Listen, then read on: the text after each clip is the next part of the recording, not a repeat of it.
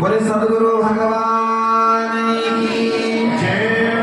श्री वेदव्यास जी महाराज की जय। श्री सुखदेव भगवान की जय। श्री खाटू नरेश की जय। श्री काशी विश्वनाथ भगवान की जय। श्री हनुमान जी महाराज की जय। श्री वसुदेव नगर की जय। श्री गौ माता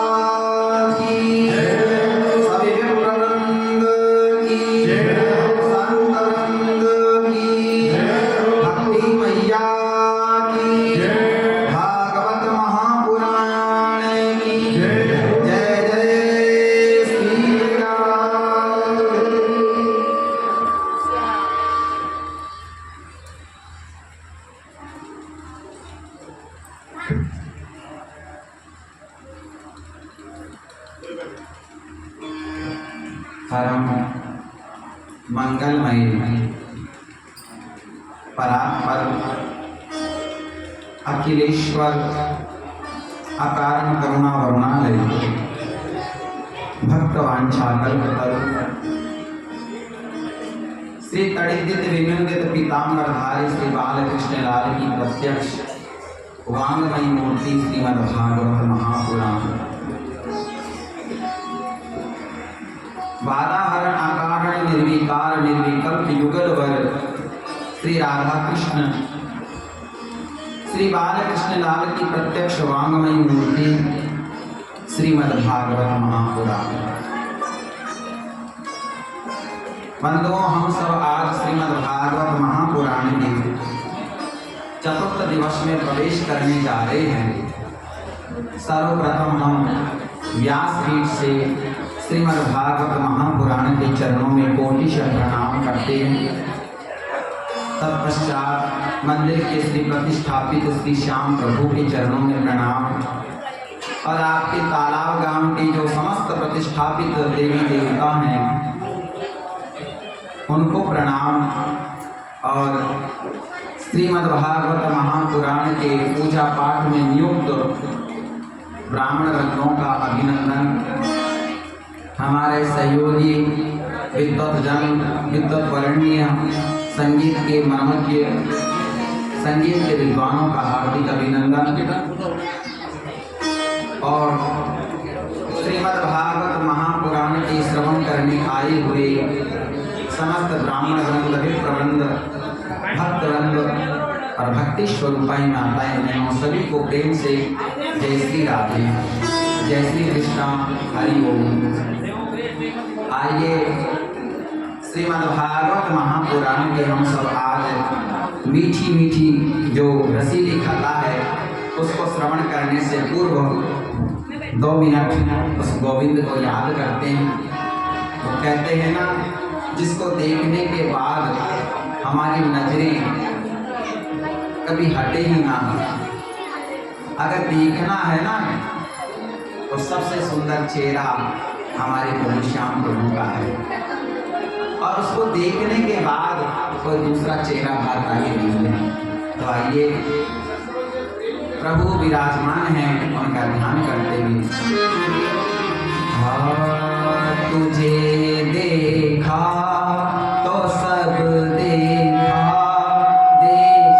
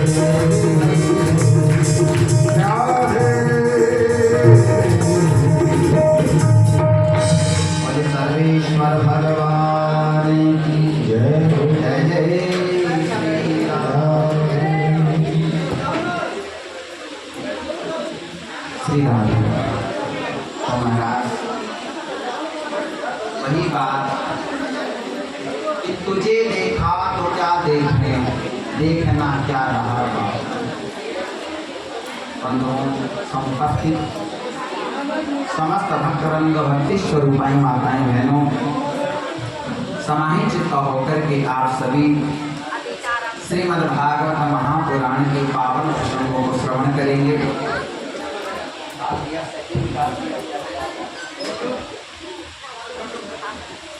बोले भागवत महापुराण की जय जय श्री राम। तो बंधुओं, आज चतुर्थ दिवस है और आज आपको पता है हमारे प्रभु आने वाले हैं। भगवान श्री बाल कृष्ण लाल का प्राकट्य उत्सव हम मनाएंगे, तो आप सभी शांति का परिचय देंगे तो महाराज वहाँ पर हम पहुँच पाएंगे। सर्वप्रथम हम पुनः आप सभी का व्यासपीठ से हार्दिक अभिनंदन करते हैं। हमारे जो यजमान हैं उन सभी का भी हार्दिक अभिनंदन करते हैं और भागवत जी की कथा में आए हुए समस्त भक्तजनों का दिल से तहे दिल से हम आपका अभिनंदन करते हैं। देखो, कोई अपना अमूल्य समय देना बहुत बड़ी बात होती है। कहते हैं कि एक घड़ी भी बीत गया ना समय, आप करोड़ों करोड़ों रुपए देकर के वो समय वापस नहीं ला सकते। एक मिनट का जो समय निकल गया आपका, आप करोड़ों रुपए दो कि हमें वो समय वापस दे दो, क्या आ जाएगा? आप कहो कि हमारा महाराज 10 दिन पहले का समय हमें वापस चाहिए। अरे 10 दिन समय का छोड़ो, जो बीत गया एक घड़ी वो समय वापस नहीं मिलता। लेकिन कहते हैं जो समय परमात्मा के लिए बीतता है, जो समय मेरे गोविंद की याद में बीतता है, वो समय बड़ा अनमोल होता है। आज समय ऐसा आ गया जहां देखो महाराज लोगों के घर में आक्रांता का वातावरण है। सासू महाराज की बात बहू नहीं मानती, बहू महाराज सासू की बात नहीं मानती, पिता की बात बेटा कहाँ मान रहा है। लेकिन एक सूत्र दूं तो शायद सारी बात समझ में आ जाएगी। पति कहता मेरी पत्नी मेरी बात नहीं मानती, पत्नी कहते मेरे पतिदेव मेरी नहीं सुनते। एक बात बताऊं, जानने का एक इस बात है, थोड़ा थोड़ा दोनों एक दूसरे को जान लेंगे ना तो सारा जीवन ठीक हो जाएगा। वो कहते हैं ना, तो मुझे जान ले मैं तुझे जान लूं, तो मुझे जान ले मैं तुझे जान लूं, इतना सा ही है प्यार का व्याकरण। इस प्रेम का व्याकरण क्या है? इतना सा ही है प्यार का व्याकरण। क्या? तू मेरी मान ले मैं तेरी मान लूं, तू मेरी मान ले मैं तेरी मान लूं। ये इतना सा ही वाक्य है, बस इतना सा ही वाक्य। इतने से वाक्य के अंदर इतना बताओ, एक वेद का एक सूत्र छुपा हुआ है। थोड़ा सा आप सुन लो, थोड़ा सा वो सुन लेंगे, बात बन जाएगी। लेकिन वो कहते मैं क्यों सुनूं, मैं क्यों सुनूं? एक बात बताऊं बंधुओं, जब एक बेटी विवाह करके अपने ससुराल जाती है ना, तो वहां के उसके ससुराल वालों के नियम कायदा अलग होंगे शायद। और आप ये कहो कि नहीं हमारे मायके में तो ऐसा होता था, मेरे पियर में तो ऐसा होता था। अब आप अपने कानून कायदा चलाओगे तो सासू जी तो नाराज होएगी ना। आप कहो कि मेरे मायके में तो ऐसा होता था, मेरे पियर में ऐसा होता था। अरे बंधुओं, भारत देश के हैं हम, अमेरिका चले जाएंगे तो बताओ भारत देश के कानून कायदे चलेंगे क्या? वो तो उस अमेरिका गए तो वहीं के कानून कायदे चलेंगे और आपको फॉलो करने पड़ेंगे वो रूल्स। उसी प्रकार अगर आप ससुराल में हैं तो आपके ससुराल के जो नियम कानून कायदे हैं बस उनको फॉलो करो, आप सारा जीवन सुधर जाएगा। तू मेरी मान ले मैं तेरी मान लूं। थोड़ा सा आप समझ जाओ, थोड़ा सा वो समझ जाएंगे। लेकिन आप अगर अपनी चलाओगे तो महाराज फिर ग्रह क्लेश तो होगा ही। आज महाराज वातावरण ऐसे ही तो दूषित हो रहा है। पढ़ी लिखी बच्चियां कहती हैं कि हम क्या किसी से कम हैं? अरे हमने महाराज बीएड एमएड किया है, हम क्यों झूठे? ध्यान देना बंधुओं, आजकल का जो व्यक्ति है ना, शिक्षित तो हो गया है लेकिन दीक्षित नहीं हो पाया। शिक्षा तो बहुत उच्च कोटि की पाली व्यक्ति ने, लेकिन शिक्षित होने के साथ साथ वो दीक्षित नहीं हो पाया। दीक्षित का मतलब संस्कार है। जानते हो शिक्षा तो रावण के पास भी बहुत थी। अरे रावण जैसा तो विद्वान था क्या, जिसको महाराज चारों वेद कंठस्थ, जो महाराज रावण संहिता देवों ने लिखी, वो रावण इतना विद्वान था महाराज कि जब वो तांडव स्तोत्र का पाठ करता था तो कैलाश पर्वत से साक्षात भोलेनाथ प्रकट होकर के उसको दर्शन देने आते। अगर तुम शिक्षा की बात करते हो तो महाराज रावण जैसा विद्वान नहीं था, लेकिन जानते हो रावण को कभी ब्राह्मण नहीं कहा गया।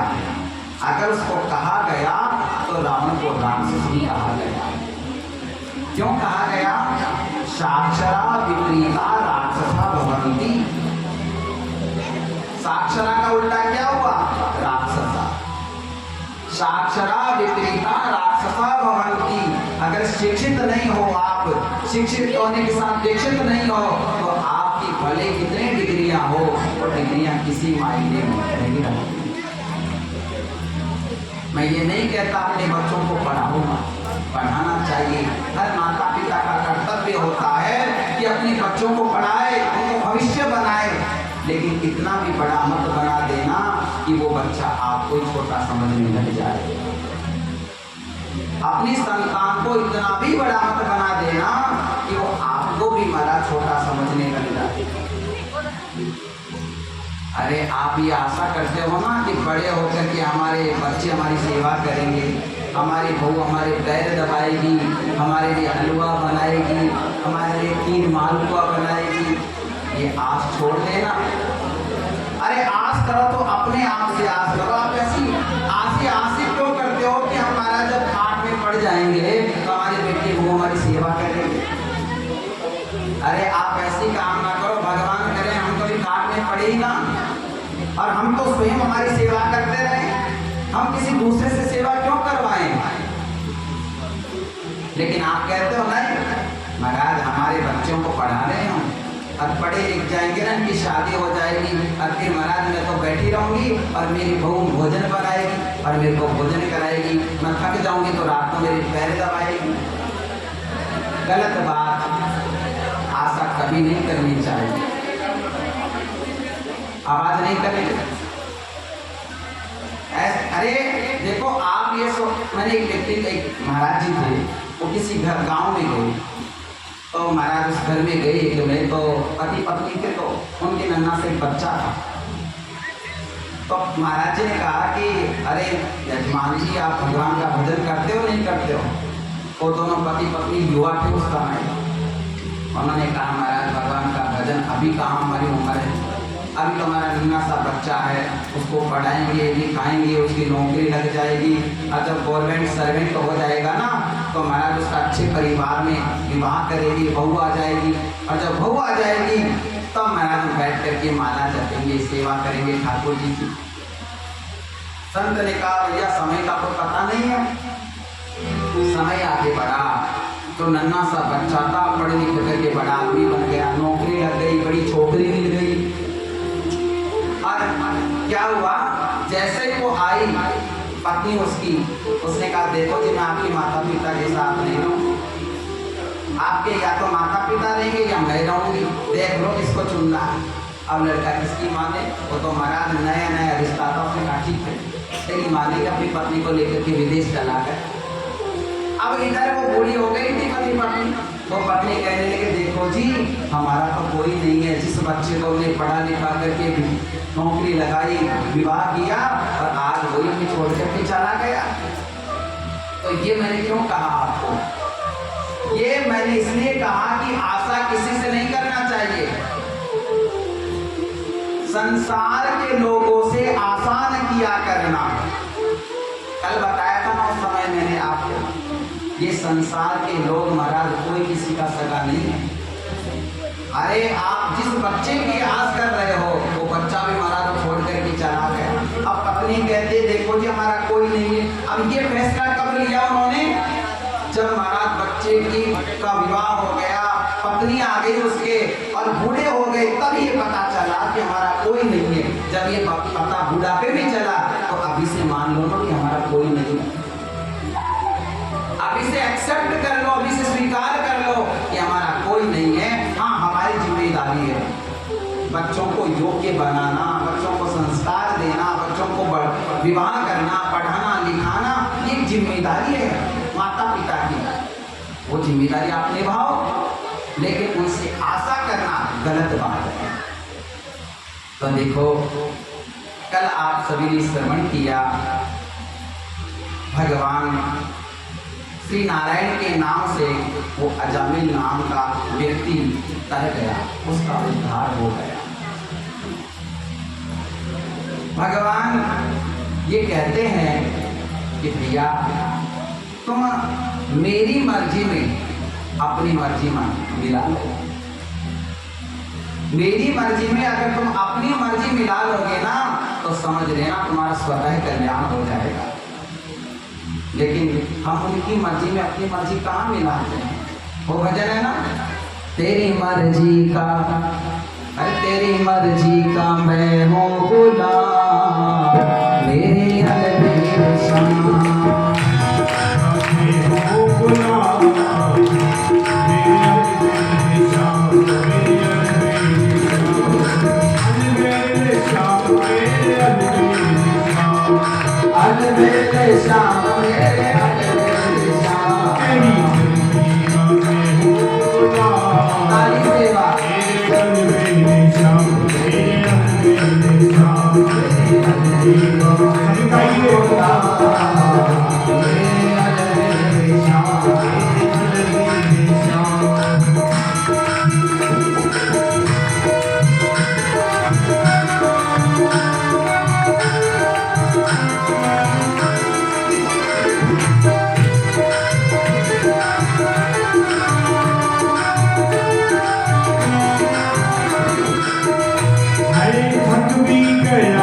इस लंबे सफर में थक भी गया हो, इस लंबे सफर में थक भी गया हो, इस लंबे सफर में थक भी गया हो, इस लंबे सफर में मेरा जीना, वो मेरा जीना, वो मेरा जीना हुआ है भला, वो मेरे अलबेर शाम, मेरे अलबेर शाम, तेरी मर्जी का मैं हूँ गुलाम, मेरे अलबेर शाम, मेरे अलबेर शाम।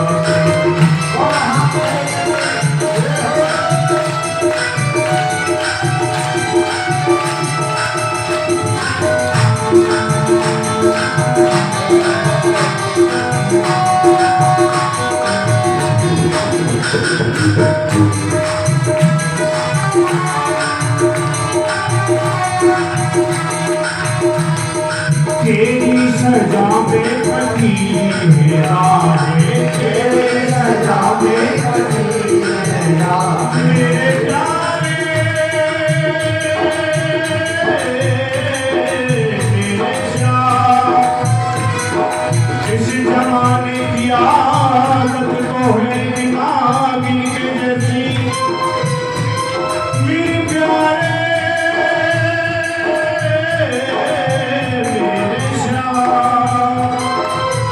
इस जमाने की आदत तो है जो नागिन के जैसी, जितना इसे दूध पिलाओ फिर भी डसने दुआएं, हो तेरी सजा में कटी है राहें, तेरी सजा में कटी है राहें, कटी है राहें, कटी है राहें, कटी है राहें, कटी अब दे दो सजा या इनाम, अब दे दो सजा या इनाम, वो मेरे अलबेर शाम, मेरे अलबेर शाम, तेरी मर्जी का मैं हूँ गुलाम, मेरे अलबेर शाम, वो मेरे अलबेर शाम, मेरे अलबेर शाम, मेरे अलबेर शाम, मेरे अलबेर शाम,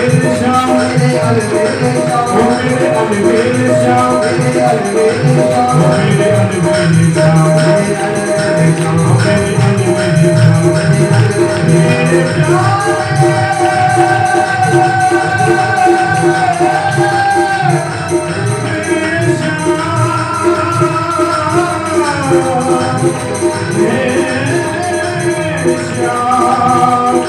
श्याम जो किशोरी मेरी लाडली,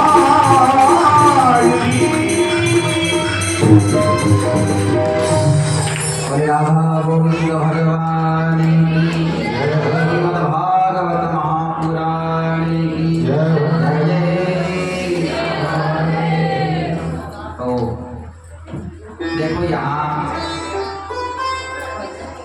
3 कथाएं चल रही है, 3 नहीं 4 कथाएं चल रही है। ये थोड़ा आवाज बढ़ा। पहली कथा चल रही है नैमिषारण्य तीर्थ के अंदर वहाँ सूत जी महाराज जी की अवस्था 20 साल की है। शौनक आदि 88,000 ऋषियों को कथा सुना है।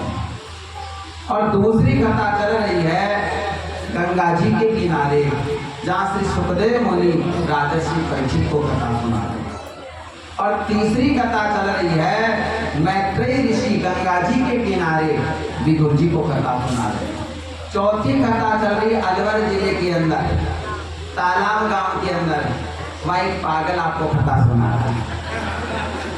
बोले भागवत महापुराण की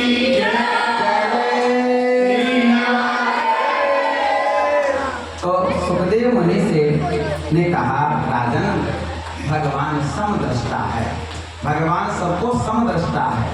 जब ऐसी बात कही तो राजर्षि परीक्षित कहने लगे महाराज मुझे तो नहीं लगता कि भगवान समदृष्टा है।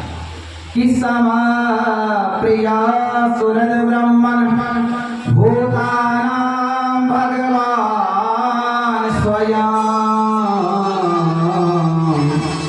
इंद्रश्चाते कथं देत्या भवेद् विश्वो यथा। महाराज आप कह रहे हो भगवान समदृष्टा, मुझे तो नहीं लगता कि भगवान समदृष्टा है। तो सुखदेव जी ने कहा राजन कैसे? तो कहा देखो भगवान क्या करते हैं, दैत्यों को तो मार देते हैं, भक्तों को बचा लेते हैं।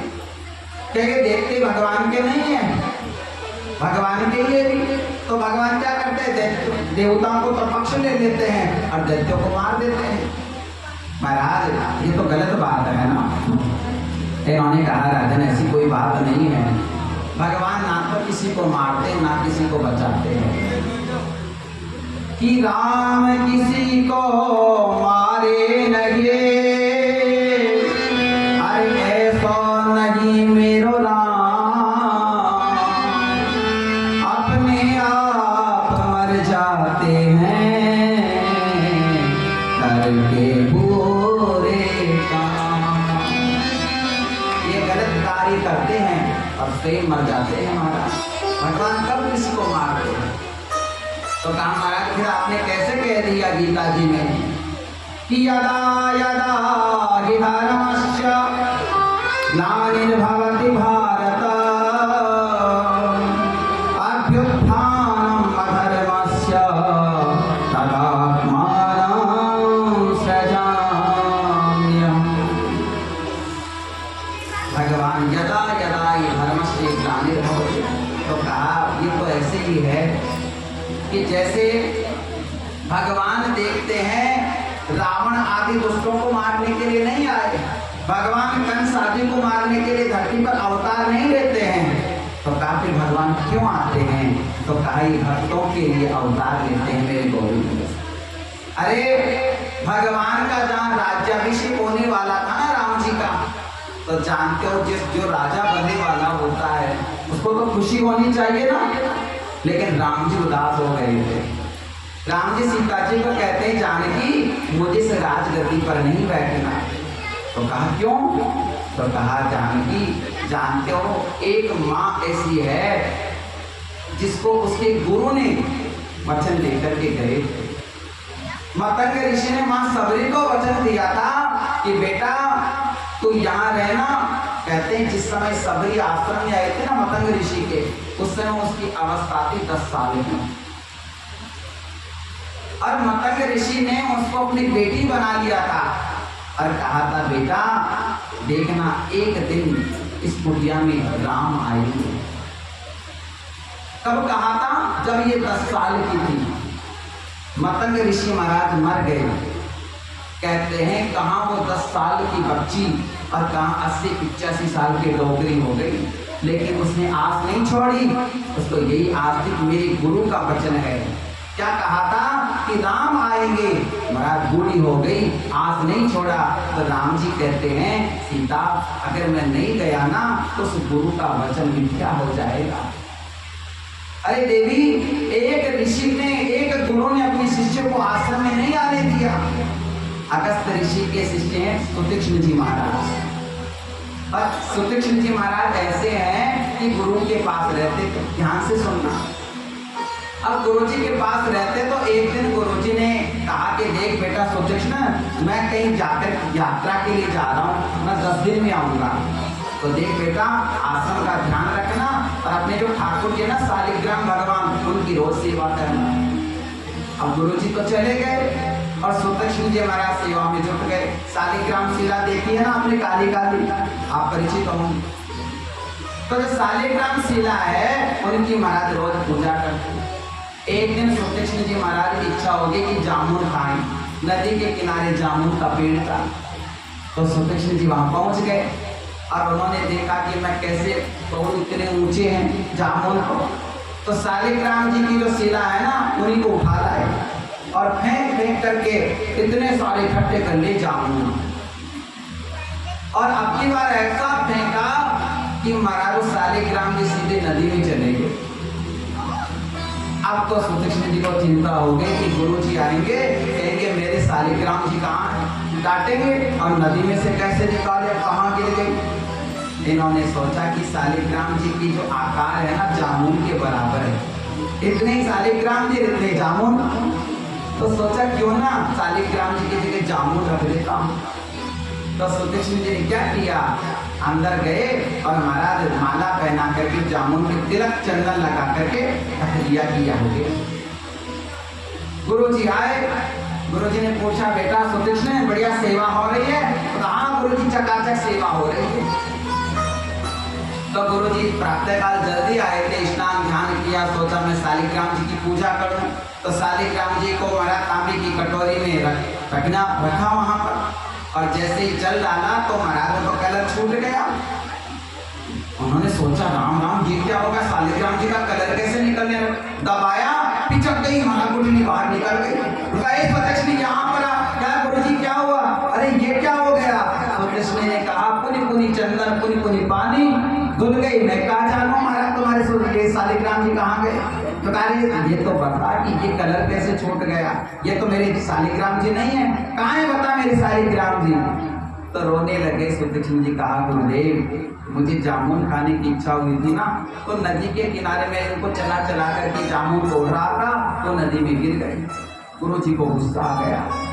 गुरु जी ने कहा सुतीक्ष्ण तू आश्रम से निकल जा, जिन मेरे शालिग्राम जी को तू नदी में फेंका है वो कौन है तुझे पता है, साक्षात मेरे राम जी हैं। जब तक वो महाराज राम जी को मेरे आश्रम में नहीं लाएगा तब तक तो मेरे आश्रम में भी नहीं आएगा। सुतीक्ष्ण जी को निकाल दिया था और आज महाराज सुतीक्ष्ण जी इंतजार कर रहे हैं कि कब मेरे राम जी आएंगे और मेरे राम जी को कब मैं गुरु जी के पास लेकर के जाऊं और महाराज गुरु जी के आश्रम में रहूं। तब मेरे प्रभु राम जी कहते हैं सीता अगर मैं वहां नहीं गया तो महाराज मैं कैसे एक शिष्य को, एक गुरु को एक शिष्य से मिला पाऊंगा, मुझे जाना है।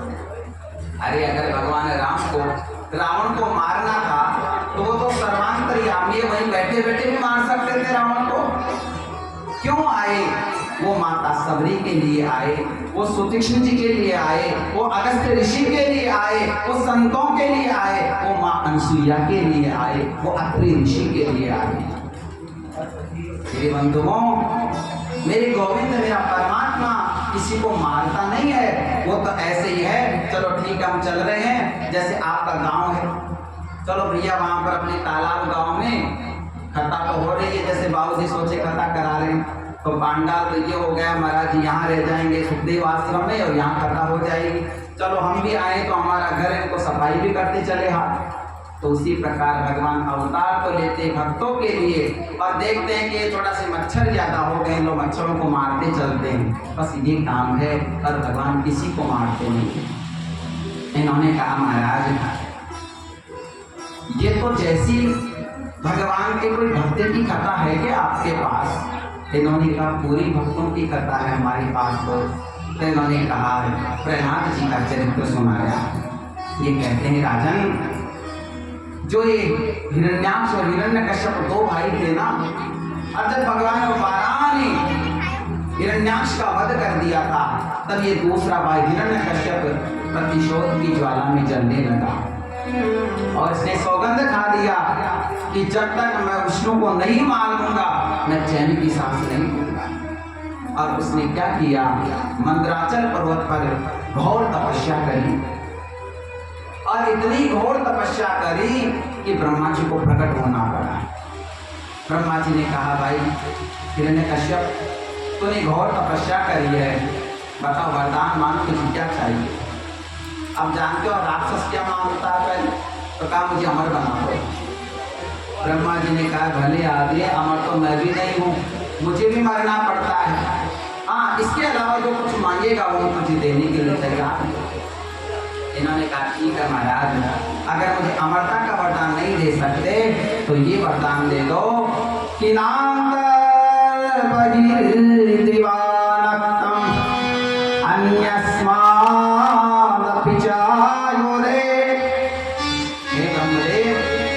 वरदान दे दो कि न अंदर बहिर दीवान न मैं अंदर मरूं न बाहर मरूं, न ऊपर मरूं न नीचे मरूं, न अस्त्र से मरूं न शस्त्र से मरूं, न भूमि में मरूं न आकाश में मरूं, न नर से मरूं न नारी से मरूं। और तो और महाराज, आपने जिस किसी की सृष्टि करी है ना, आपके बनाए गए किसी व्यक्ति से मेरी मौत ना हो। ब्रह्मा जी ने कहा, भैया इतनी लिस्ट पहले सोच रखा था क्या तू? और मांग लिया, कुछ बाकी रह गया है। तो कहा, महाराज ठीक है, अगर देना चाहते हो ये दो कि आपने जो 12 महीने बनाए ना, इन 12 महीने के किसी महीने में ना पड़ो। भगवान ने कहा था, वरदान दे दिया और चले आए। और इधर महाराज इसकी एक पत्नी जिसका नाम था कायाबू, इसके 4 बेटे थे, लाद, अनुलाद, संलाद और प्रहलाद। ये जो प्रहलाद जी थे ना, छोटे से सबसे छोटे बालक थे। और माता पिता का प्रेम या तो सबसे ज्यादा बड़े पे होता है, सबसे ज्यादा छोटे पे होता है, बीच का तो बीच का ही रहता है। लेकिन ऐसी बात नहीं है, माता पिता तो सबके समान प्रेम करते हैं महाराज। तो इन्होंने कहा, अपने बेटे को बुलाया जिसका नाम था प्रहलाद, और प्रहलाद को पढ़ाई करने के लिए इन्होंने महाराज सीधे गुरुकुल भेजा गया। और इनके विद्यालय का नाम था हिरण्यकश्यप महाविद्यालय। विद्यालय में पढ़ने के लिए भेजा। और वहाँ पर 2 गुरुजी थे जो शुक्राचार्य जी के पुत्र थे। एक का नाम था संड, एक का नाम था अमर। ये संडामर्क जी उनको पढ़ाते। और भी देखते जो बालक थे वो पढ़ते वहाँ पर गुरु जी को पढ़ाते। एक दिन के बाद महाराज इनके जो पिताजी हैं, गर्मियों की छुट्टियाँ लगी, तो गर्मियाँ की छुट्टी लगी तो गुरु जी को पिताजी के पास लेकर के गए। प्रहलाद जी अपनी माँ से मिले, माँ ने सुंदर श्रृंगार किया प्रहलाद जी का और सीधे महाराज पिताजी के पास भेजे।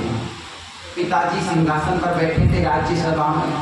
जैसे अपने पुत्र को आया देखा, अपने बाएं पसार करके आलिंगन किया और अपनी गोद में बिठा लिया।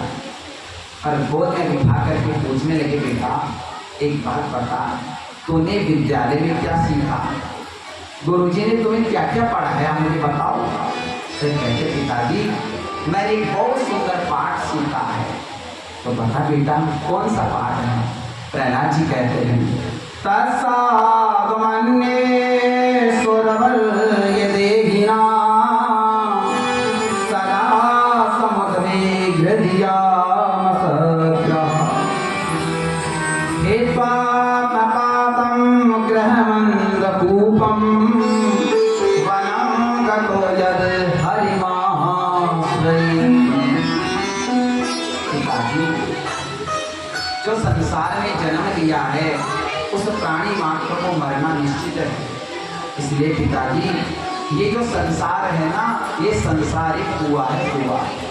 पर पिताजी एक दिन हम सबको उस कुएं में गिरना पड़ेगा। इसलिए पिताजी मैं तो आपको कहता हूँ, अगर इस कुएं से बचना है पिताजी, यद हरिमाश्रयेत् का आप हरि की शरण ले लीजिए, आप हरि की शरण में ले लो। अब इतना कहा, हिरण्यकश्यप विचार करने लगा कि मेरा नेक सा छोटा सा बच्चा, और इसको ऐसी बातें किसने पढ़ाई? गुरुजी को बुलाया, इधर आओ, ये बताओ इस बालक को ऐसी विद्या आप देते हो? इन्होंने कहा, नहीं महाराज, ये विद्या हमने नहीं सिखाई महाराज, ये पता नहीं कहाँ से बोल रहा है, ये पाठ हमने नहीं पढ़ाया। हिरण्यकश्यप विचार करने लगा कि हो सकता है बच्चे से गलती हो जाती है, नन्हा सा बालक है। इन्होंने कहा ठीक है महाराज, अब की बार मेरे बच्चे का ध्यान रखना और फालतू की बात मत सिखाना मेरे बच्चे को। इन्होंने फिर विद्यालय भेज दिया। अब एक दिन फिर पिताजी ने बुलाया बच्चे को और कहा बेटा अब बता तूने विद्यालय में क्या सीखा। तो इन्होंने कहा पिताजी मैंने 9 पाठ सीखे हैं, 9 पाठ। तो कहा 9 पाठ बता मुझे। तो नवदा भक्ति का उपदेश दे दिया। श्रवणम कीर्तनम विष्णु स्मरणम पाद सेवनम अर्चनम वंदनम दास्यम सख्यमात्मनिवेदनम।